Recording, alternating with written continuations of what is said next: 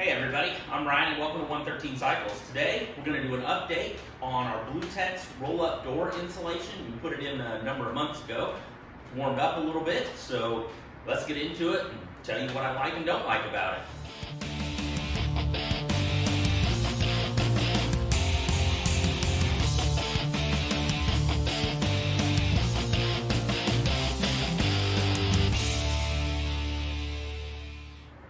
Alright guys, like I said, we're going to talk about this BlueTex roll-up door insulation.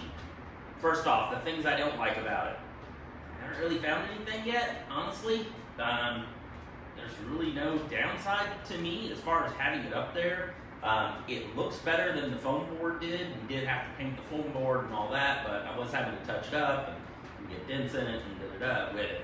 This, I haven't had to do anything. You go back and watch the video, and I will link it above where we did the installation with it. It looks the same. I mean, there's really nothing to it. It is 92, something like that outside-ish. And I can stand here with no heat radiating off of this door whatsoever. It has been running about the same temperatures as my walls are where I have plywood up, within a degree or so of that. So, I mean, that's awesome. We don't have to take stuff down when we roll the doors up. You know, before we had foam core board up here, which had a good insulation factor, worked pretty well with it. However, I don't have to move this stuff. So when I'm ready to open the door, I slide the lock, roll it up, roll it back down, and we're done. We don't have to move it all around. That worked great for a little while with it, but this is a much better solution to not have that stuff in the way with it. So if I have to pick between the two, I'm going with the BlueTex all day long.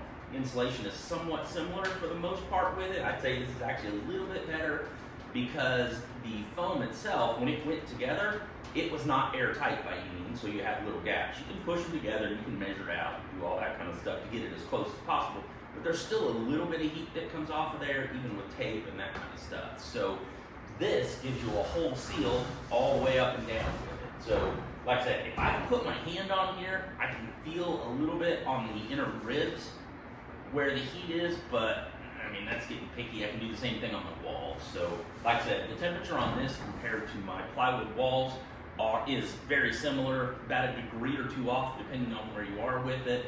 We do have a metal building with 2-inch foam insulation in it, and then I have 3/8 plywood over the bottom portion of the walls. The upper, I don't have anything yet except just the insulation with it. So, let's go outside and take a look. All right, we're standing outside. We got our gun again. What I can tell you is that I built my building intentionally, so these roll-up doors would never be in direct sunlight with it. Sun comes up and over. During the high parts of the summer, we'll get a little bit, but not really. It's for a very short time. But these doors are still hot. We're looking at, I mean, that's 100 degrees right there. So this level right here, this door is at 100 degrees. We'll go back in and see what it is on the inside. But, I mean, nothing changes from the outside. Everything looks the same. It's a little bit quieter with the roll-up foam on there because it just kind of helps when it rolls up and down with it. But overall, like I said, this is 100 degrees with no heat at all with it. So let's go check the side of the building where it's actually in the sun just to kind of give you an idea of what we're looking at temperatures-wise. All right, we're at the back side of the building. This is what gets the most sun. This doesn't make a huge difference with the doors, but just to kind of give you an idea of what the temperature inside is and why. So right here, we're at 126, 124. So 124 degrees there. It's ranging really about 114 to 120, depending on. 113, 112, 115. We've got one little spot over there that's 120, but for the most part, you're 110, 113, something like that. So that kind of gives you an idea of the heat that comes off of the metal building itself. On the side walls, it's pretty similar. There's 110 on the side, and the current temperature outside is 92 degrees. So you can get an idea of 92 degrees, 110. We have had a little bit of clouds today, so it's actually kind of cooled off just a little bit with that. This side is in the sun currently. This side is in the shade. In the mornings, this side is where the heat is, and then it transfers back over to here. So it just kind of keeps the building pretty warm as it is. All right, we're back inside. We've got the BlueTex insulation up here. We just walked in. Like I said, it's 92 degrees outside. We're gonna hit that 85, 83 degrees. So we're looking about 83 on that. And then if I go over here to my walls, 81 degrees on the actual walls themselves, depending on which side wall you put it on. So you know, again, this is 83, you can get 85, 86 if you really get up high, but 83 is about where it's at. If I go onto the wood, it's 83 degrees.